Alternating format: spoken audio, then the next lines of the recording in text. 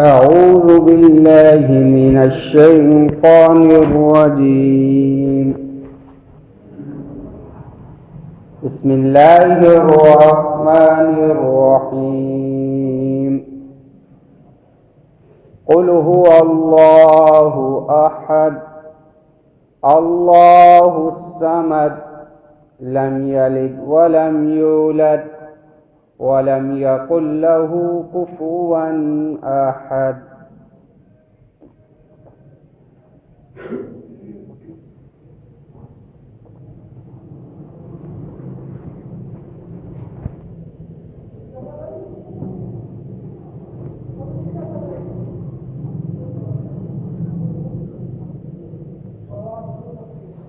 الحمد لله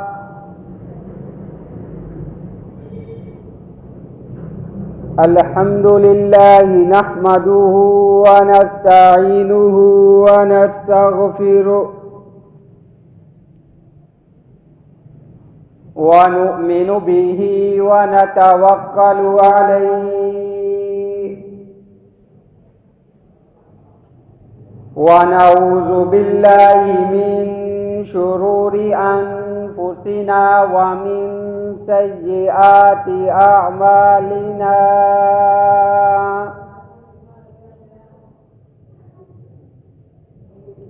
من يهده الله فلا مضل له ومن يضلله فلا هادي له.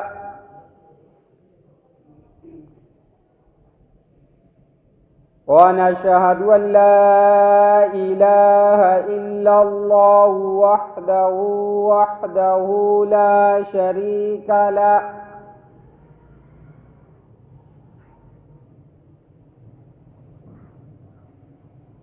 ونشهد أن سيدنا ومولانا محمدا عبده ورسوله.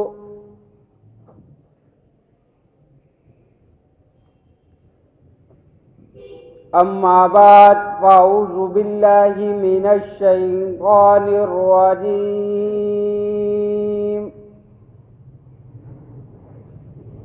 بسم الله الرحمن الرحيم.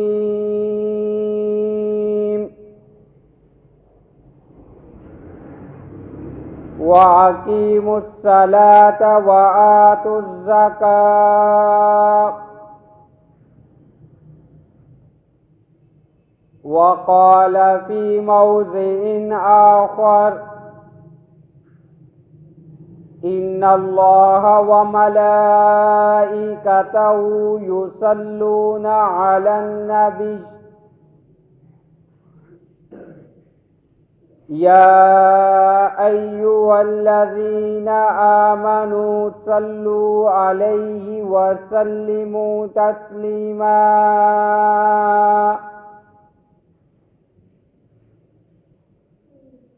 قال النبي صلى الله عليه وآله وسلم أول ما يحاسب به العبد يوم القيامة الصلاة فإن صلحت صلح سائر العمل وإن فسدت فسد سائر العمل. عن عبد الله ابن عباس رضي الله تعالى عنه ما سئل رجل يصوم النهار ويقوم الليل ولا يجمع الجماعة والجمعة فقال هذه النار. صدق الله العظيم وصدق رسوله النبي الكريم. ونحن على ذلك لمن الشاهدين والشاكرين. والحمد لله رب العالمین۔ تمام حضرات ایک مرتبہ درود شریف پڑھ لیں۔ اللهم صل على محمد وعلى آل محمد كما صليت على إبراهيم وعلى آل إبراهيم إنك حميد مجيد۔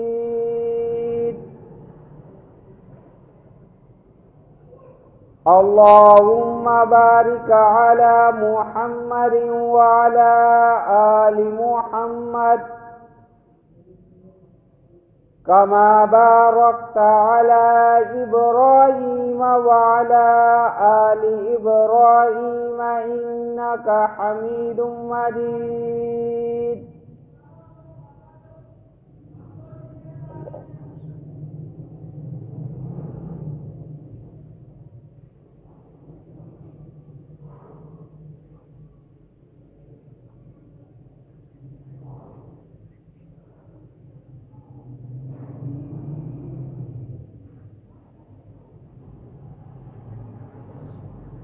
میرے انتہائی واجب الاحترام قابل معزز بزرگوں، دوستوں اور طلباء کرام، آج میں جس موضوع پر گفتگو کرنے کی جسارت حاصل کر رہا ہوں وہ ہے رسول اللہ صلی اللہ علیہ وآلہ وسلم کی آخری نصیحتیں۔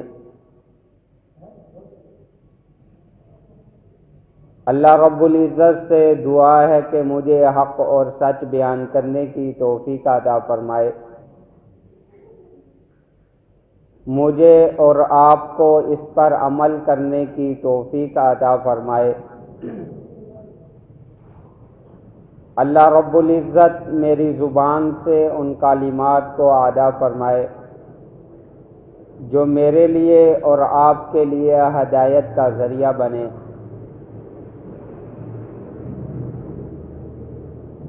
میرے واجب الاحترام، وہ آخری لمحے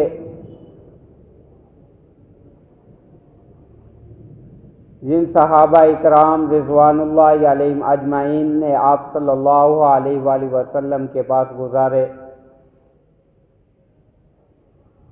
آپ صلی اللہ علیہ وآلہ وسلم شروع سے آخر تک صحابہ اکرام رضوان اللہ علیہم اجمعین کو نصیحت ہی کرتے رہے۔ اسی طرح نصیحتیں کرتے کرتے دنیا سے تشریف لے گئے۔ آپ صلی اللہ علیہ وآلہ وسلم کی زبان پر جو آخری کلمات تھے، جو آخری نصیحتیں کی، وہ یہی تھی: الصلاۃ والزکوٰۃ وما ملکت یمینکم۔ یہی بات، اسی کی طرف آپ صلی اللہ علیہ وآلہ وسلم اسی بات کی تنبیہ کرتے کرتے دنیا سے پردہ فرما گئے۔ حضرت علی رضی اللہ تعالیٰ عنہ فرماتے ہیں، جس دن رسول اللہ صلی اللہ علیہ وآلہ وسلم کا وصال ہوا، رسول اللہ صلی اللہ علیہ وآلہ وسلم کے پاس تھا۔ آپ صلی اللہ علیہ وآلہ وسلم نے فرمایا کہ علی، تم جو ہے میرے پاس تھال لے کر آؤ کہ میں تمہیں کچھ وصیتیں، کچھ نصیحتیں لکھ دوں، تاکہ تم جو ہے میرے بعد جو ہے گمراہ نہ ہو۔ حضرت علی رضی اللہ تعالیٰ عنہ فرماتے ہیں کہ رسول اللہ صلی اللہ علیہ وآلہ وسلم کی طبیعت بہت ہی ناساز تھی۔ اگر میں تھال لینے جاتا تو مجھے شبہ تھا کہ کہیں آپ صلی اللہ علیہ وآلہ وسلم اس دنیا سے پردہ نہ فرما جائے۔ اس وقت کاغذ کی کمی تھی، عام لکھنے کے لیے جو چیزیں میسر تھی چمڑے پہ لکھ لیا جاتا، کسی کینکری پہ ٹھیکریوں پہ لکھ لیا جاتا، درختوں کے پتوں پہ لکھ لیا جاتا۔ تو رسول اللہ صلی اللہ علیہ وآلہ وسلم نے فرمایا کہ تم تھال لے کر آؤ، میں تمہارے لیے کچھ وصیتیں لکھ دوں۔ تو حضرت علی رضی اللہ تعالیٰ عنہ نے فرمایا کہ آپ صلی اللہ علیہ وآلہ وسلم ہمیں زبانی جو ہے وہ وصیت فرما دیں، ہم اس کو یاد کر لیں گے، ہم اس کو سن لیں گے۔ تو حضرت علی رضی اللہ تعالیٰ عنہ فرماتے ہیں کہ آپ صلی اللہ علیہ وآلہ وسلم کا سر مبارک میرے بازوؤں کے اندر تھا، تو میں نے کان جو ہے وہ رسول اللہ صلی اللہ علیہ وسلم کے قریب کیے، تو آپ صلی اللہ علیہ وآلہ وسلم جو ارشاد فرما رہے تھے وہ یہی تھا، الصلاۃ والزکاۃ وما ملکت، اشہد ان لا الہ الا اللہ واشہد ان محمدا عبدہ ورسولہ۔ تم نماز کا خیال رکھنا، تم زکوٰۃ کا خیال رکھنا، اور اس بات کی گواہی دیتے رہنا، اشہد ان لا الہ الا اللہ واشہد ان محمدا عبدہ ورسولہ۔ تو تم لوگ جو ہے کامیاب ہو جاؤ گے۔ تمہاری کامیابی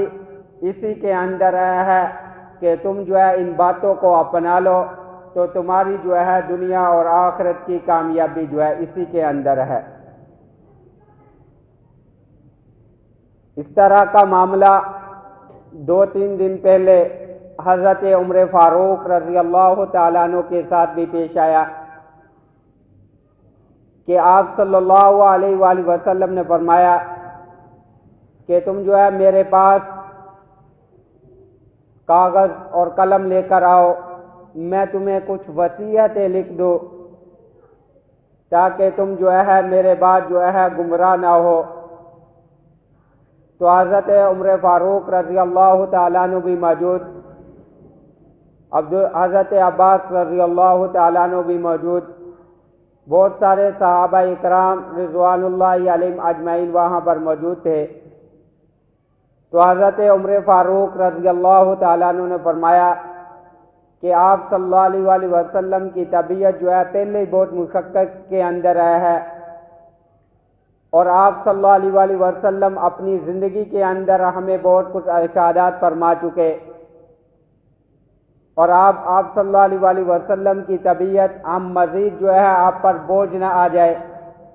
تو فرمایا کہ ہمارے پاس کتاب اللہ موجود ہے، آپ صلی اللہ علیہ وآلہ وسلم نے بہت سارے ارشادات فرمائے، وہ ہمارے پاس موجود ہے، تو ہم اس پر عمل کریں گے۔ تو اس بات کو لے کر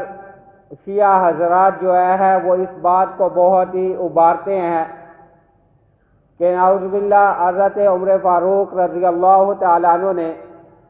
آپ صلی اللہ علیہ وآلہ وسلم کی اس بات کو نہ مانا۔ آپ صلی اللہ علیہ وآلہ وسلم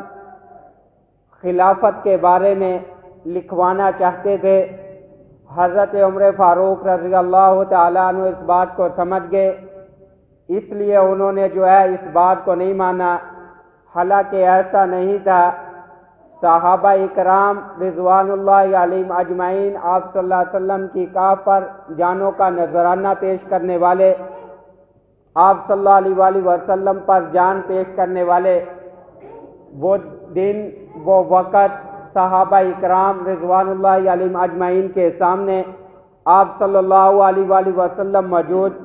وہ مشقت وہ تکلیف وہ دیکھ رہے تھے، تو انہوں نے اس بات کو دیکھتے ہوئے یہ بات ارشاد فرمائی کہ آپ صلی اللہ علیہ وآلہ وسلم ٹھیک ہو جائیں۔ جو آپ صلی اللہ علیہ وآلہ وسلم نے بات فرمانی، ہم اس بات کو جو ہے اس وقت جو ہے جب آپ ٹھیک ہو جائیں گے آپ لکھوا دینا، ہم آپ صلی اللہ علیہ وآلہ وسلم کی بات کو سن لیں گے۔ آپ صلی اللہ علیہ وآلہ وسلم جو ارشاد فرمانا چاہتے ہیں فرما دیجئے ہم اس کو جو ہے یاد کر لیں گے، سن لیں گے۔ لیکن سن لو آپ صلی اللہ علیہ وآلہ وسلم ایسی بات نہیں تھی کہ حضرت عمر فاروق رضی اللہ تعالیٰ عنہ یا کسی کے کہنے کی وجہ سے جو ہے اللہ رب العزت کے احکامات کو پہنچانے سے رک جاتے، ایسا نہیں تھا، بلکہ جو وصیت، جو بات آپ صلی اللہ علیہ وآلہ وسلم فرمانا چاہتے تھے، 3 دن کے بعد وہی بات حضرت علی رضی اللہ تعالیٰ عنہ کو بھی ارشاد فرمائی۔ اس کے اندر اس بات کی وضاحت معلوم ہو گئی کہ آپ صلی اللہ علیہ وآلہ وسلم جو وصیت کرنا چاہتے تھے وہ یہی تھا کہ آپ صلی اللہ علیہ وآلہ وسلم نے فرمایا الصلاۃ والزکوٰۃ، اپنے جو ہے نماز کا خیال رکھنا، زکوٰۃ کا خیال رکھنا، وما ملکت، اور جو تمہارے ماتحت ہے ان کا تم خیال رکھنا، اور اس بات کی گواہی دیتے رہنا اشہد ان لا الہ الا اللہ واشہد ان محمدا عبدہ ورسولہ، اللہ رب العزت کے علاوہ کوئی بھی عبادت کے لائق نہیں، اور رسول اللہ صلی اللہ علیہ وآلہ وسلم اللہ کے بندے اور اس کے رسول ہیں۔ تو آپ صلی اللہ علیہ وآلہ وسلم نے ہمیں جو وصیتیں فرمائی وہ یہی تھی، ان میں سے نماز جو اللہ رب العزت کے حقوق کو ادا کرنے والی، اور زکوٰۃ جو حقوق العباد کے اندر، اور ما ملکت،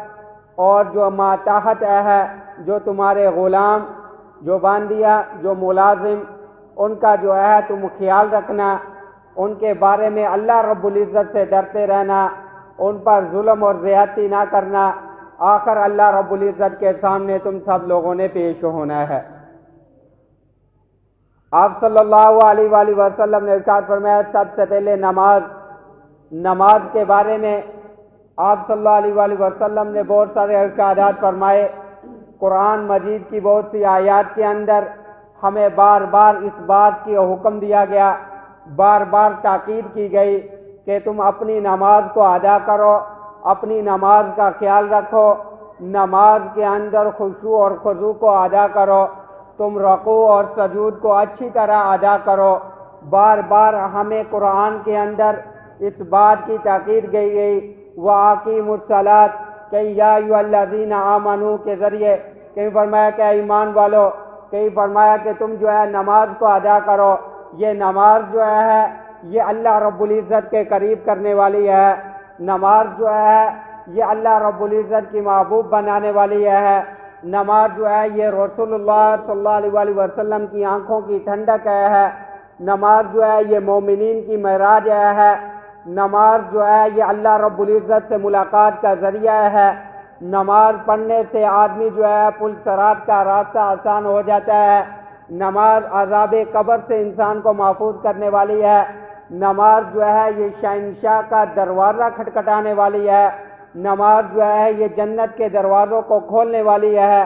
نماز جو ہے یہ اللہ رب العزت کا قرب حاصل کرنے والی ہے۔ انسان اگر کسی چیز کے ذریعے اللہ رب العزت کا قرب حاصل کر سکتا ہے، اللہ رب العزت کے قریب ہو سکتا ہے تو وہ نماز ہے۔ نماز جو ہے یہ اللہ رب العزت کے قریب کرنے والی ہے، نماز جو ہے انسانوں کو برائیوں سے روکنے والی ہے، انسانوں کے دلوں سے نفرتوں کو دور کرنے والی ہے، انسان کے رزق کی تنگی کو ختم کرنے والی ہے۔ نماز جو ہے یہ اللہ رب العزت کی محبوب ہے۔ اللہ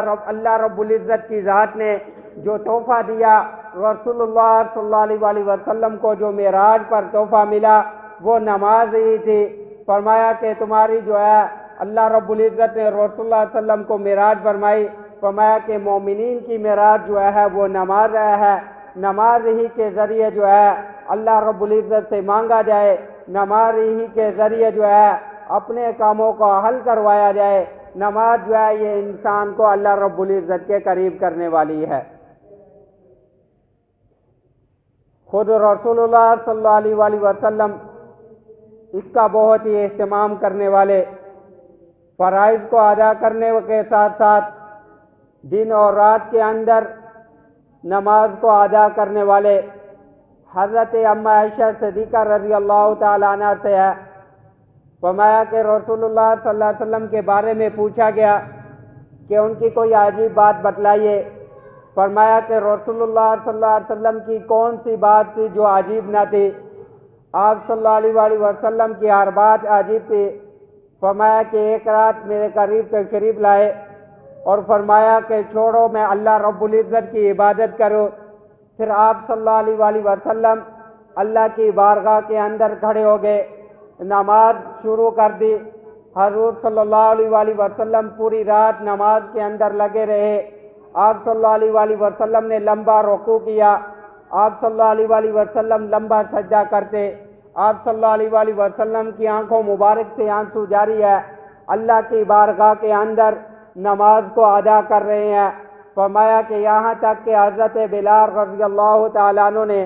صبح کی اذان دے دی۔ رسول اللہ صلی اللہ علیہ وآلہ وسلم ساری رات اللہ رب العزت کی بارگاہ کے اندر کھڑے رہے۔ تو حضرت بلال رضی اللہ تعالیٰ عنہ فرمایا کہ آپ صلی اللہ علیہ وآلہ وسلم اتنی مشقت اٹھانے والے، اتنا عمل کرنے والے، اللہ رب العزت نے آپ کے گناہوں کو معاف فرما دیا، آپ تو بخشے بخشائے، آپ تو اللہ رب العزت کے محبوب، پھر اتنی مشقت اٹھانے کی کیا ضرورت ہے؟ تو فرمایا کہ میں اللہ رب العزت کا برگزیدہ بندہ نہ بن جاؤں، میں اللہ رب العزت کا شکر گزار بندہ نہ بن جاؤں، میں اللہ رب العزت کا محبوب بندہ نہ بن جاؤں، میں اس قرب کو اور زیادہ نہ بڑھا دوں۔ تو فرمایا کہ میں اللہ رب العزت کا شکر گزار بندہ نہ بن جاؤں۔ تو صحابہ اکرام رضوان اللہ علیہم اجمعین، ان کی نمازیں بھی ایسی ہی تھی۔ رات کو کھڑے ہوتے تو راتیں جو ہے نمازوں کے اندر ہی، رات جو ہے نمازوں کے اندر ہی گزر جاتی۔ نماز کے لیے کھڑے ہوتے تو ایسے معلوم ہوتا کہ جیسے زمین کے اندر لکڑی کو گاڑ دیا گیا، کوئی حرکت نہیں، سکون کے ساتھ نماز کو ادا کرنے والے حضرت ابو بکر صدیق رضی اللہ تعالیٰ عنہ، عبداللہ بن زبیر رضی اللہ تعالیٰ عنہ، حضرت عمر فاروق رضی اللہ تعالیٰ عنہ، ان کی نمازوں کا کیا حال تھا؟ یہی حال تھا۔ حضرت ابو بکر صدیق رضی اللہ تعالیٰ عنہ نماز کے لیے کھڑے ہوتے تو ایسے ہی تھا جیسے زمین کے اندر لکڑی کو گاڑ دیا جاتا۔ حضرت عبداللہ بن زبیر رضی اللہ تعالیٰ عنہ کی نماز کے متعلق آتا ہے کہ وہ رکوع کے اندر جاتے تو ان کے کمر پر جو ہے پرندے آ کر بیٹھ جاتے، ان کے کمروں پر جو ہے پرندے آ کر بیٹھ جاتے، ان کو معلوم نہ ہوتا۔ ایسے ہوتا ہے جیسے زمین کے اندر جو ہے لکڑی کو گاڑ دیا گیا۔ نماز کے اندر ایسے خشوع اور خضوع کے ساتھ جو ہے اللہ رب العزت کی بارگاہ کے اندر سجدہ ریز ہوتے۔ حضرت عمر فاروق رضی اللہ تعالیٰ عنہ جس وقت ان کے خنجر لگ گیا، زخموں سے خون جاری ہے، پھر بھی کیا حالت تھی؟ ایسی حالت کے اندر بھی ایسے نہیں تھا کہ نماز کو چھوڑ دیتے۔ حضرت عمر فاروق رضی اللہ تعالیٰ عنہ اس حالت کے اندر بھی نماز کو ادا کر رہے ہیں۔ وہ ہے کہ جس نے نماز کو چھوڑ دیا اس نے باقی احکامات کو بھی چھوڑ دیا۔ نماز کو چھوڑنا جو ہے باقی احکامات کو بھی چھوڑنا ہے۔ جس وقت حضرت عمر فاروق رضی اللہ تعالیٰ عنہ نے خلافت کا منصب سنبھالا تو اپنے گورنر کو یہی حکم کیا کہ جس وقت نماز کا وقت آ جائے تو اس کے اندر لاپرواہی کا معاملہ اختیار نہ کرنا، تم نماز کو ادا کرنا۔ اگر تم نماز کو ادا نہیں کرو گے، اس کے اندر لاپرواہی کا معاملہ اختیار کرو گے تو پھر باقی احکامات کو بھی تم جو ہے اچھی طرح ادا نہ کر سکو گے، اس کے اندر بھی اسی طرح جو ہے تم لاپرواہی کا معاملہ اختیار کرو گے۔ تو حضرت عثمان غنی رضی اللہ تعالیٰ عنہ نماز کے اندر کھڑے ہوتے، ایک رکعت کے اندر پورا قرآن پڑھ دیتے، پوری راتیں نماز کے اندر گزار دیتے۔ حضرت علی رضی اللہ تعالیٰ عنہ جس وقت نماز کا وقت آتا تو ان کے جسم پر کپکپی طاری ہو جاتی، ان کا جسم کانپنے لگ جاتا۔ تو فرمایا، کسی نے پوچھا کہ جس وقت اذان ہوتی ہے، نماز کا وقت ہوتا ہے تو آپ پر یہ حالت طاری ہو جاتی ہے؟ فرمایا کہ اس وقت کا اس اللہ رب العزت کے سامنے حاضری کا وقت آ گیا، وہ بوجھ جس کو جو ہے پہاڑوں نے، تمام مخلوقات نے اٹھانے سے انکار کر دیا، انسان نے جو ہے اس کو اٹھا لیا، تو اللہ رب العزت کی بارگاہ کے اندر کھڑا ہونے کا وقت آ گیا۔ تو اس وجہ سے، اس خوف کی وجہ سے جسم کے اندر جو ہے کپ کپی طاری ہو جاتی۔ حضرت حاتم عاصم رحمۃ اللہ علیہ جس وقت نماز کا وقت ہوتا تو وہ کیا کرتے، نماز کے لیے وضو کرتے، پھر نماز کے لیے تشریف لے جاتے، جس جگہ پر نماز کو ادا کرنا ہوتا وہاں پر بیٹھ کر سکون کو اختیار کرتے، کچھ دیر کے لیے وہاں پر بیٹھ جاتے۔ تو حضرت حاتم عاصم رحمۃ اللہ علیہ فرماتے کہ جب نماز کے لیے کھڑے ہوتے تو سامنے جو ہے اپنے بیت اللہ کو سمجھتے، سامنے بیت اللہ، اور اپنے دائیں جانب جو ہے جنت کو تصور کرتے، بائیں جانب جو ہے جہنم کو تصور کرتے، اور پاؤں کے نیچے جو ہے پل صراط کو۔ فرمایا کہ میں ایسی نماز کو ادا کرنے والا کہ یہ میری نماز جو ہے آخری نماز ہے، پیچھے جو ہے میرے جو ہے موت کا فرشتہ جو ہے وہ کھڑا ہے، اور جب نماز کو ادا کر لیتے پھر یہ نہ کہتے کہ میری نماز جو ہے اب قبول ہوگی، اس معاملے کے اندر بھی اللہ رب العزت کی ذات سے ڈرتے رہتے، پتہ نہیں میری یہ نماز جو ہے قبول ہوئی یا نہیں، اس کے معاملے کے اندر بھی اللہ رب العزت سے ڈرتے رہتے۔ تو وہ لوگ جو ہے ایسی نمازوں کو ادا کرنے والے، تو آپ صلی اللہ علیہ وآلہ وسلم نے ارشاد فرمایا کہ نماز کے معاملے کے اندر جو ہے اللہ رب العزت کی ذات سے ڈرو۔ الصلاۃ، تم اپنی نمازوں کا خیال رکھو اور زکوٰۃ کو ادا کرتے رہو، تم جو ہے حقوق اللہ کو ادا کرو، حقوق العباد کو ادا کرو، اور نمازیں جو ہے ہم جب نمازیں ادا کرتے تو ہمارے ذمہ جو ہے کوئی نمازیں رہ گئی ہمیں اس کا بھی خیال رکھنا چاہیے۔ ہماری زندگی کے اندر ہم نے نمازیں جو ہے اگر دیر کے ساتھ شروع کی، اللہ رب العزت نے بعد کے اندر توفیق عطا فرمائی تو ہماری زندگی کے اندر جو نمازیں قضا ہو گئی تو ہم ان کو بھی ادا کرنے کی کوشش کریں، ان کو بھی جو ہے ادا کریں، اور قضاء عمری کے بارے میں جو ہے ہم اپنی نمازوں کا حساب لگائے۔ رسول اللہ صلی اللہ علیہ وآلہ وسلم نے فرمایا کہ تم جو ہے نماز کے اندر جب تمہیں یاد آئے تم اس نمازوں کو جو ہے وہ ادا کرو۔ جس کو جو ہے صبح کی نماز کے اندر کسی نماز کے اندر غفلت ہو جاتی ہے، اس کو ادا نہیں کر سکتا، تو جب وہ نماز تمہیں یاد آئے، جس وقت جو ہے وہ نماز آ جائے، تمہاری آنکھ کھلے، رات کو تم سوئے رہے، صبح سورج بھی طلوع ہو گیا، اب بعد کے اندر نماز کے اندر جو ہے نماز قضا ہو چکی، اب تمہاری آنکھ کھلی، فرمایا کہ جس وقت بھی تم نماز کو یاد کرو، جس وقت بھی نماز تمہارے سامنے آ جائے تم اس نماز کو جو ہے وہ ادا کرو۔ تو ہماری نمازیں زندگی کے اندر جو ہے جو نمازیں رہ گئی، ہم بالغ ہونے کی بات جو ہے اس نمازوں کا حساب لگائیں۔ ہماری 2 سال کی نمازیں ہیں، 3 سال کی نمازیں ہیں، 1 سال کی نمازیں ہیں، 1 مہینے کی نمازیں ہیں، 1 دن کی نمازیں ہیں، تو ہم جو ہے اس کا حساب لگا کر جو ہے ہم اس کو ادا کریں،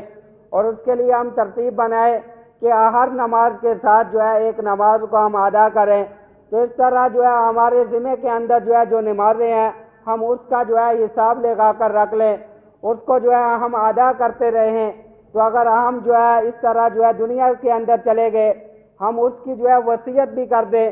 کہ ہماری ذمہ جو ہے نمازیں اگر ہم دنیا سے چلے جائیں تو یہ وصیت جو ہے اس کا فدیہ جو ہے نمازوں کا ادا کر دینا۔ اگر ہم اسی طرح جو ہے دنیا سے چلے گئے تو اللہ رب العزت کی ذات سے امید ہے کہ اللہ رب العزت کی ذات جو ہے ہمارے گناہوں کو معاف کرنے والی ذات ہے، وہ ذات بہت رحیمی ذات ہے۔ اگر ہم اسی طرح جو ہے اپنی نمازوں کے اندر جو ہے چلے گئے تو اللہ رب العزت کی ذات جو ہے وہ معاف کرنے والی ذات ہے۔ اگر ہم یہ 2 کام کیے بغیر چلے گئے تو ایسا نہ ہو کہ ہماری آخر کے اندر جو ہے وہ پکڑ آ جائے، اور اللہ رب العزت کی پکڑ جو ہے بہت ہی زبردست پکڑ ہے۔ تو رسول اللہ صلی اللہ علیہ وسلم نے فرمایا کہ تم اس معاملے کے اندر اب کوتاہی نہ کرو، میں کہ آج اور کل کا بھی انتظار نہ کرو، انسان صبح کرے اور شام کا انتظار نہ کرے، اپنے آپ کو جو ہے انسان جو ہے قبر والوں کے اندر شمار کرے۔ تو ہماری زندگی کے اندر جو ہے جو نمازیں رہ گئی ہمیں اس کا خیال کرنا چاہیے، ہم اس کو جو ہے ادا کرنے کی جو ہے ترتیب بنائے۔ تو رسول اللہ صلی اللہ علیہ وآلہ وسلم کی آخری وصیت بھی یہی تھی کہ تم جو ہے اپنی نمازوں کا خیال رکھنا، اپنی نمازوں کے معاملے کے اندر غفلت کا برتاؤ نہ کرنا، اور تم زکوٰۃ کو ادا کرتے رہنا۔ زکوٰۃ ادا کرنے سے غریبوں کے حقوق ادا ہوں گے۔ جب تم ان اعمالوں کو ادا کرتے رہو گے تو تمہاری جو ہے پریشانیاں دور ہو جائے گی، تمہارے اندر جو مصیبتیں ہیں وہ ختم ہو جائے گی، اللہ رب العزت جو ہے تم پر رحم کا معاملہ فرمائیں گے۔ وما ملکت، اور فرمایا کہ تم جو ہے اپنے ماتحتوں کا خیال رکھنا، ان کے ساتھ نرمی کا معاملہ اختیار کرنا، جو تمہارے ماتحت ہے ان کے ساتھ جو ہے تم نرمی کا معاملہ اختیار کرنا، ان پر ظلم و ستم نہ کرنا۔ غمیر ہے ان کے تحت جو ہے حاکم ہے، ان کے تحت جو ہے دکاندار ہے، وہاں پر کوئی ملازم ہے، آدمی گھر کا سربراہ ہے، ان کے تحت جو بال بچے، ان کے ساتھ جو ہے بیوی ہے، ان کے ساتھ جو ہے تم نے نرمی کا معاملہ کرنا۔ او ما ملکت، جو تمہارے ماتحت ہے ان پر ظلم و ستم نہ کرنا۔ ایک مرتبہ رسول اللہ صلی اللہ علیہ وسلم ابو مسعود انصاری رضی اللہ تعالیٰ عنہ وہ اپنے غلام کو ڈانٹ رہے تھے، تو رسول اللہ صلی اللہ علیہ وسلم نے فرمایا کہ تم اس کے معاملے میں اللہ رب العزت کی ذات سے ڈرو، ان کو ایسے ڈانٹ نہ فرماؤ۔ فرمایا کہ تم زمانہ جاہلیت کی طرح تم ان کو پکارتے ہو، اسی طرح جو ہے تم ان پر ظلم و ستم کرتے ہو، فرمایا ایسا معاملہ نہ کرو۔ فرمایا کہ ان کے معاملے کے اندر اللہ رب العزت کی ذات سے ڈرو، اللہ رب العزت کی ذات جو ہے وہ تم پر اس سے زیادہ قادر ہے، اللہ رب العزت کی ذات سے تم ڈرو، اور ان کے معاملے کے اندر جو ہے تم نرمی کا برتاؤ کرو، ان کے حقوق کو ادا کرو۔ اگر تم نے ان کو سزا بھی دینی ہے تو وہ سزا بھی جتنا اس نے کام کیا اس کے معاملے کے اندر جو ہے اسی طرح جو ہے برابری کے ساتھ جو ہے تم سزا دو۔ اگر تم اس کے پاس جو ہے زیادتی کرو گے، زیادہ سزا دو گے تو اللہ رب العزت کی جو ہے تم پر پکڑ آ جائے گی۔ ایک مرتبہ حضرت ابو بکر صدیق رضی اللہ تعالیٰ عنہ اس نے اپنے غلام کو اسی طرح لعنت جو ہے ان پر کی، تو رسول اللہ صلی اللہ علیہ وسلم نے فرمایا کہ تم جو ہے اپنے غلاموں پر لعنت نہ کرو۔ فرمایا کہ صدیق بھی ہو اور لعنت بھی کرے، فلا رب الکعبہ، ایسا نہیں ہو سکتا، یہ دونوں چیزیں جو ہے وہ جمع نہیں ہو سکتی۔ حضرت ابو بکر صدیق رضی اللہ تعالیٰ عنہ نے اپنے اس غلام کو آزار کر دیا، ان کے ساتھ نرمی کا معاملہ ادا فرمایا، اور رسول اللہ صلی اللہ علیہ وسلم کے بعد حضرت انس رضی اللہ تعالیٰ عنہ 10 سال رسول اللہ صلی اللہ علیہ وسلم کی خدمت میں رہے۔ ان کے والدین نے رسول اللہ صلی اللہ علیہ وسلم کی خدمت کے اندر جو ہے بچپن ہی میں حضرت انس رضی اللہ تعالیٰ عنہ کو دے دیا۔ حضرت انس رضی اللہ تعالیٰ عنہ رسول اللہ صلی اللہ علیہ وسلم کی خدمت کرنے والے، تو فرمایا ایک مرتبہ جو ہے رسول اللہ صلی اللہ علیہ وسلم نے حضرت انس رضی اللہ تعالیٰ عنہ کو کہیں بھیجا، تو فرمایا کہ تم فلاں کام جو ہے وہ کر آؤ، تو کافی دیر ہو گئی۔ حضرت انس رضی اللہ تعالیٰ عنہ فرماتے میں واپس نہ آیا، تو رسول اللہ صلی اللہ علیہ وسلم نے وہ کام خود ہی کر لیا۔ اب جب واپس آ رہے تو رسول اللہ صلی اللہ علیہ وسلم جو میرے اوپر جو ہے وہ نگاہ پڑی، تو میں جو ہے بچوں کے ساتھ وہاں پر کھیل رہا تھا، تو میں نے جب وہ دیکھا کہ رسول اللہ صلی اللہ علیہ وسلم نے وہ کام خود ہی کر لیا، تو فرمایا کہ رسول اللہ صلی اللہ علیہ وسلم نے مجھے کچھ بھی نہیں کہا، نہ ہی ڈانٹا کہ تم یہاں پر کھڑے تھے، تم نے وہ کام نہیں کیا۔ فرمایا کہ رسول اللہ صلی اللہ علیہ وسلم کے بعد میں جتنی دیر بھی رہا، آپ صلی اللہ علیہ وسلم نے مجھے کبھی بھی نہیں ڈانٹا، یہ نہیں فرمایا کہ تم نے فلاں کام نہیں کیا، میں نے تمہیں فلاں کام کے لیے بھیجا تھا، بلکہ رسول اللہ صلی اللہ علیہ وسلم نہایت جو ہے میرے ساتھ پیار و محبت کرنے والے، انتہائی نرمی کا معاملہ کرنے والے، کبھی بھی مجھے ڈانٹتے نہیں تھے، مجھے حسن و سلوک کے ساتھ جو ہے ہر بات کو سمجھانے والے۔ تو رسول اللہ صلی اللہ علیہ وسلم نے فرمایا کہ تم جو ہے اپنی ماتحتوں کے ساتھ جو ہے نرمی کا برتاؤ کرو، ان پر جو ہے ظلم و ستم نہ کرو، نہ ان کو ایسی سزا دو، ان پر جو ہے ایسی سزا جو اس نے کیا نہیں اس سے زیادہ تم اس کو سزا نہ دو۔ تو ہمارے ماتحت جو ہے ہم ملازم ہے، ڈرائیور ہے، دکان کے اندر ہے، گھر کے اندر ہے، ہم کہیں بھی ہمارے پاس ملازم ہے تو ہم ان کے ساتھ جو ہے نرمی کا برتاؤ کرے، ان پر ظلم و ستم نہ کرے۔ جیسے ہی آپ صلی اللہ علیہ وسلم نے فرمایا کہ یہ جو تمہارے ماتحت ہے، یہ تمہارے غلام ہے، یہ تمہارے بھائی ہے، ان کے ساتھ نرمی کا معاملہ اختیار کرو، حسن و سلوک کے ساتھ پیش آؤ، جو تم خود کھاؤ وہی جو ہے ان کو کھلاؤ، جو تم خود پہنو وہی تم جو ہے ان کو پہناؤ۔ تم نے اللہ رب العزت کے ساتھ جو ہے اللہ رب العزت نے جو ہے ان کو تمہارے ماتحت بنایا ہے، تم ان پر جو ہے وہ ظلم نہ کرو، تم نے جو ہے ان کے ساتھ معاہدہ کیا ہوا ہے، وہ تمہارا کام کرنے والے ہیں، تو فرمایا کہ ان کے ساتھ نرمی کا معاملہ اختیار کرو، جو تمہارے ماتحت ہوتا ہے وہ تم سے جو ہے اپنا مطالبہ نہیں کر سکتا، وہ یہ نہیں کہہ سکتا کہ میرا فلاں حقوق جو ہے فلاں جو ہے وہ دو، کیونکہ وہ جو ہے تمہارے ماتحت ہے۔ اگر برابر آدمی ہو تو وہ تو یہ کہتا ہے کہ میرا جو ہے تم فلاں حقوق جو ہے فلاں کام جو ہے تم دو، فلاں کام جو ہے وہ نہیں کیا، میں یہ تمہارے ماتحت ہوتے ہیں، یہ تمہارے غلام ہے، تمہارے جو ہے ملازم ہے، یہ تمہارے ماتحت ہے، تم نے ایک معاہدے کے تحت ان کو لیا ہوا ہے، تو تم جو ہے ان کے ساتھ جو ہے نرمی کا برتاؤ اختیار کرو، ان پر جو ہے ظلم و ستم نہ کرو۔ تو رسول اللہ صلی اللہ علیہ وآلہ وسلم نے آخری جو وصیتیں ہمیں یہ فرمائی تھی، آخری وقت کے اندر جو باتیں فرمائی تھی وہ یہی تھی کہ رسول اللہ صلی اللہ علیہ وسلم نے فرمایا الصلاۃ والزکوٰۃ وما ملکت، تم جو ہے نماز کا خیال رکھنا، زکوٰۃ کا خیال رکھنا، اور تم جو ہے جو تمہارے ماتحت ہے ان کے ساتھ جو ہے تم نرمی کا معاملہ اختیار کرنا، ان کے بارے میں اللہ رب العزت سے ڈرتے رہنا۔ تو اللہ رب العزت سے ہی دعا ہے کہ ہمیں جو ہے ان احکامات پر عمل کرنے کی توفیق عطا فرمائے، ہمیں اللہ رب العزت اپنے حکموں کے مطابق اور رسول اللہ صلی اللہ علیہ وسلم کے طریقوں کے مطابق اور صحابہ جیسی زندگی گزارنے کی توفیق عطا فرمائے۔ وآخر دعوانا ان الحمد للہ رب العالمین۔